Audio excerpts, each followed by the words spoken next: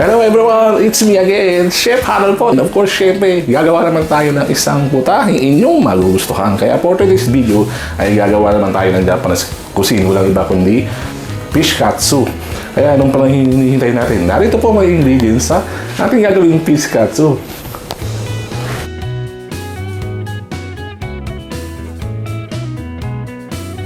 At ayan po, narito po mga ingredients. Ito po, meron po tayo ditong cream dory.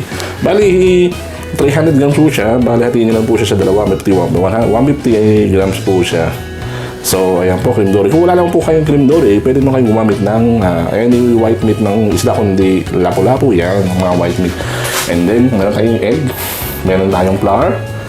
Meron tayong black pepper. Meron tayong salt.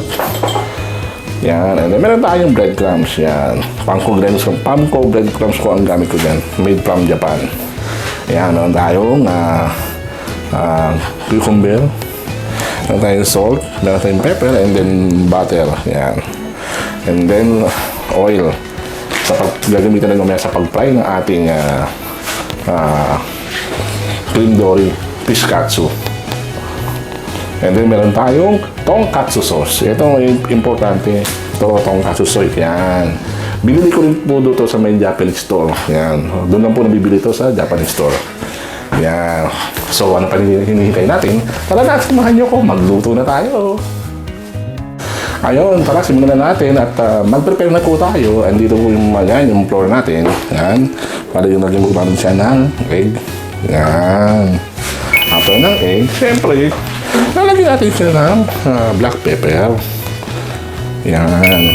After black pepper, lalagyan naman tayo ng salt. Yan. And then, whisk po natin. Yan. Whisk po natin lahat. Yan. And then, lagyan din po tayo ng tubig. Yan.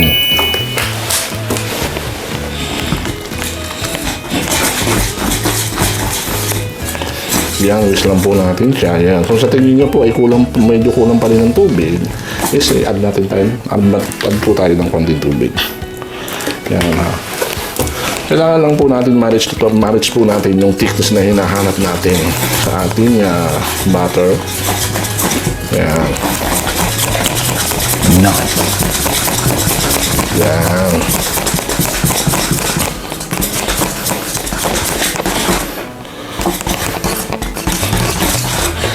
So, ayan, okay na po siya. O, yan po yung texture na hinahanap natin. Yan. At ayun po, okay na po. Na-mix na po natin yung ating butter. So, ayun po. Kunin po natin yung ating dory. And then, ilagay lang po natin siya dito sa ating butter. Yan. Yan. Dip lang po natin yung ating dory sa ating butter. And then, after yan, ilagay po natin siya sa ating breadcrumbs. Yan. Yan. Lagyan na po natin siya. Coat lang po natin ng breadcrumbs ang ating cream dory. Yan. Okay na po siya. Lagay po natin sa isang malinis na pinggan. Yan. And then, ito po, set aside po muna natin siya. Yan. At ayun, na-prepare na po natin ang ating fish katsu, the cream dory, na lagyan po natin siya ng breadcrumbs. And then, yan po. So, lagyan na po tayo ng ating pan. And then, buksan po natin. Yan. And then, maglalagay po tayo ng mantika. Yan. Lagyan po tayo ng mantika. Yan. Yan. Nandun na karaming mantika. Okay na po yan. Yan. Painitin na po natin ang ating mantika. Yan po. Fry lang po natin siya. Yan. Fry lang po natin siya ng mga 3 minutes. 3 to 5 minutes yan. Until maging golden brown ang ating fish katsu. Yan. And yan, so after 3 minutes po, ay balik rin na po natin ang ating fish katsu. Yan. Yan. And then, sabay na po natin ito sa kabila. Bali, side to side po natin siyang i-fry. Yan. And so, ayun, okay na po ang ating fish katsu. Bali, 3 minutes na po siya. So, tanggalin na po natin siya sa ating pan. Yan, lagay po natin siya sa isang plate. Yan, okay na po siya. And then, set aside po muna natin siya. Patayin po natin ang ating kalan.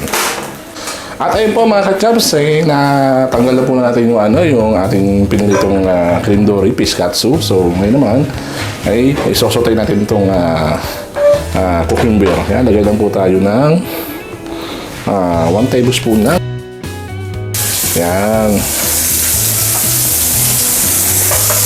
Yan, met lang po natin ang ating butter. And then, lagay na po natin ang ating cucumber. Yan. Simplahan na po natin siya ng salt.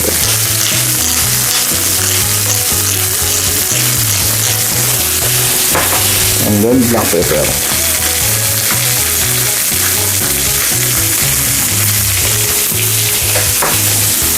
Yan, and then, buksan natin.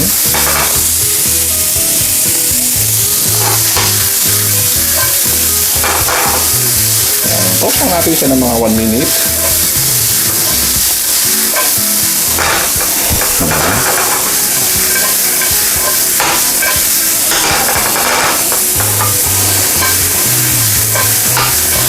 Yan, and then, open up na po natin ang ating kalan. Yan, okay na po yan. Ito na ang ating so okay na yan, luto na ang ating saute cucumber. Yan, lagyan na po natin siya sa isang pinggan. Yan, and then set aside po natin siya. Yan. At yun, okay na po, tapos na po ang ating pagluluto. Siyempre, i-assemble na po natin ang ating ginawang cream dory fish katsu. So ayan po, ilalagay na po natin ang ating fish katsu, and then lagyan po natin siya ng ating vegetable. Yan, lagyan po sa gilid. Yan, and then this here.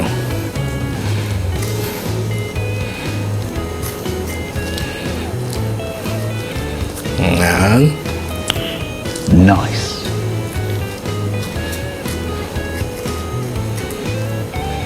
Yan, and then after that, siyempre, lagyan naman natin siya ng ating tonkatsu sauce. Yan. Suma na tayo dito. Yan. Wow! So, yan na. Luto na ang ating fish katsu.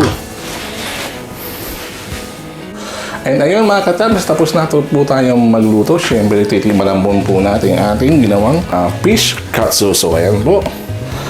Tingnan po. Siyempre, tingnan natin. Try po natin to. So, tara, samahan nyo ko. First bite. Ayan o.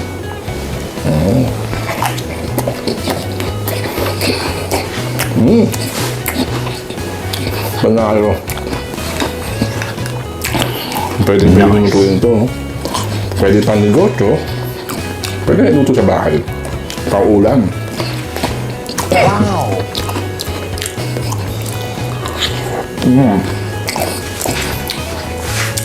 Ayos na ayos. Crispy yung fish katsu, saka yung kasamang crispiness din ng cucumber. So, ang sarap. Wow! Wala ka lang nasa restaurant. Kaya try nyo na to.